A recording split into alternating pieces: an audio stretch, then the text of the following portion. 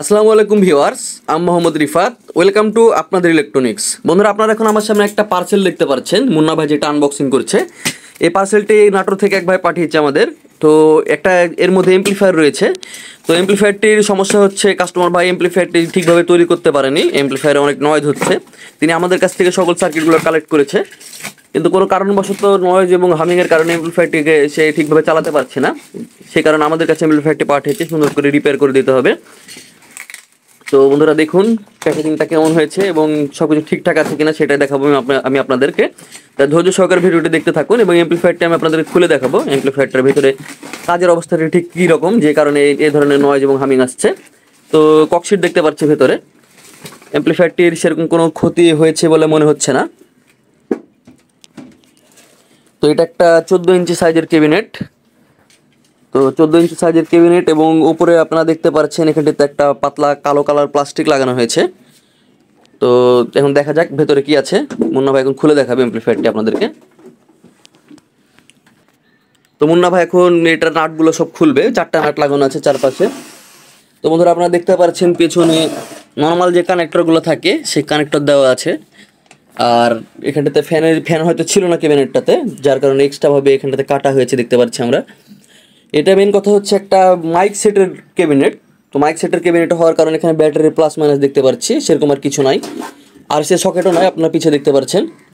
তো ক্যাবিনেটটা মজবুত আছে, তবে এটা মানে আমরা যে এমপ্লিফায়ারগুলো তৈরি করি এটার জন্য সুইটেবল না ক্যাবিনেটটা, যেহেতু অনেকগুলো সকেট নাই এটার মধ্যে। তো দেখা যাক এখন ভিতরে কি আছে এবং ভিতরে কন্ডিশন কীরকম। তো বন্ধুরা, দেখতে পাচ্ছেন এখানটাতে একটা হাতে তৈরি ট্রান্সফরমার রয়েছে। এটা মেবি ছোট্ট একটা ইউপিএসের করে তৈরি করা হয়েছে ট্রান্সফরমারটা। এবং আমরা দেখতে পাচ্ছি এখানটাতে আমাদের 4+4 ট্রানজিস্টর সার্কিট আছে। এবং এই যে টোন কন্ট্রোল সার্কিটটা 2.1, এটা আমাদের টোন কন্ট্রোল সার্কিট। তবে এখানটাতে কী কারণে এই কাজটা করা হয়েছে এটা বুঝলাম না। ফ্যানের লাইনের জন্য হয়তো করা হয়েছে। ফ্যানের লাইনটা কাস্টমার ভাই কোথায় লাগিয়েছে দেখুন আপনারা বন্ধুরা। আমাদের যেই মানে সিল কেবল দিয়ে কাস্টমার ভাই আবার মানে বেস্টনে লাইন দিয়েছে ট্রান্সফরমার থেকে। এবং এখানটিতে একটা ব্লুটুথ সার্কিট রয়েছে, যেগুলো নর্মাল ব্লুটুথ সার্কিট রয়েছে। এখানটাতে ব্লুটুথটাকে পাওয়ার দেওয়ার জন্য একটা চার্জার রয়েছে। আর এখানটাতে auto fan control circuit customer ভাই খোলাই রেখেছে দেখতে পাচ্ছি। তো এই অটো ফ্যান কন্ট্রোল সার্কিটগুলো বর্তমানে আমাদের স্টকে নাই বন্ধুরা, এবং এই 4+4 ট্রানজিস্টর সার্কিটগুলোও স্টকে নাই, এগুলো শেষ হয়ে গেছে। তো সার্কিটটা নড়াচড়া করছে খুবই। তো এখন একবার আমরা লাইন দিয়ে দেখবো যে এটা থেকে কীরকম নয়েজ আসছে এবং হামিং আসছে। তো সর্বপ্রথমে লাইন দেওয়া যাক, সব কিছু ঠিকই আছে দেখে মনে হচ্ছে। তো সবার প্রথমে আমরা সিরিজে দিয়ে দেখব। প্রথমে 60 ওয়াটের সিরিজে দিলাম। তো বন্ধুরা, এমপ্লিফায়ারটি চালু করার সাথে সাথে নয়েজ দেখতে পাচ্ছি, ভালো একটা নয়েজ হচ্ছে, হামিং হচ্ছে এক কথায় বক্স থেকে, ভালো পরিমাণে নয়েজ হচ্ছে।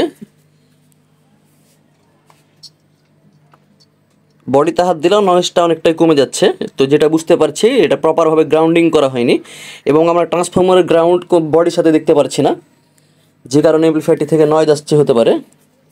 ভালো পরিমাণে নয়েজ আসছে বন্ধুরা, আপনারা দেখুন। হাই ফ্রিকোয়েন্সিও নয়েজ জেনারেট হচ্ছে বেজের সাথে।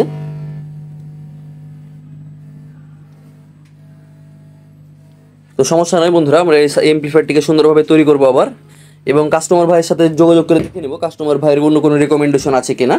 এমপ্লিফায়ারটি কমপ্লিট করার পর আবার দেখা হবে আপনাদের সাথে নতুন কোনো ভিডিও নিয়ে। তো এই ধরনের এমপ্লিফায়ার যাদের কাছে রয়েছে, আমাদের সার্কিটগুলো মানে ক্রয় করার পর যারা ঝামেলার মধ্যে পড়েছেন এমপ্লিফায়ার তৈরি করতে যে, এবং সঠিকভাবে কানেকশন দিতে পারেননি, তারা আপনারা আমাদের কাছ থেকে এমপ্লিফায়ার তৈরি করে নিতে পারেন। তবে অবশ্যই সময় দেওয়া লাগবে এমপ্লিফায়ারগুলো তৈরি করতে, যেহেতু আমরা প্রত্যেকটা এমপ্লিফায়ার সুন্দরভাবে তৈরি করে থাকি।